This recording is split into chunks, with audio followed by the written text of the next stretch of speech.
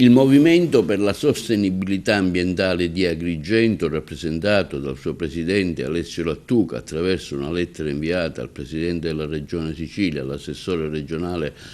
alle infrastrutture e mobilità, al sindaco della città di Agrigento, al dirigente del Dipartimento Trasporto e Infrastruttura, fa un appello sulla soppressione delle corse ferroviarie da e per Agrigento, in particolare dei collegamenti verso Palermo. L'aeroporto ha generato,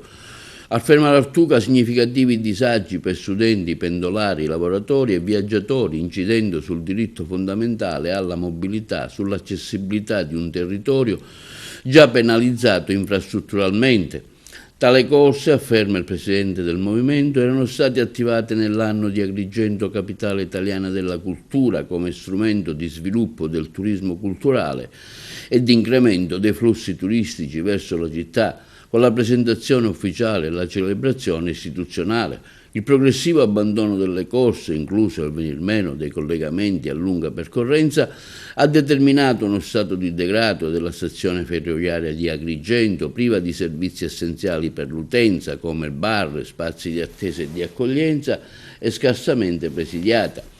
La mancanza di collegamenti adeguati e di infrastrutture funzionali compromette l'accessibilità, scoraggia l'uso del trasporto pubblico e contraddice le politiche di valorizzazione culturale e turistica del nostro territorio.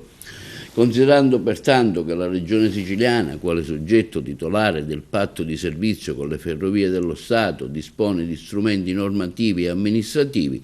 per garantire livelli minimi di servizio ferroviario e sicurezza dei cittadini.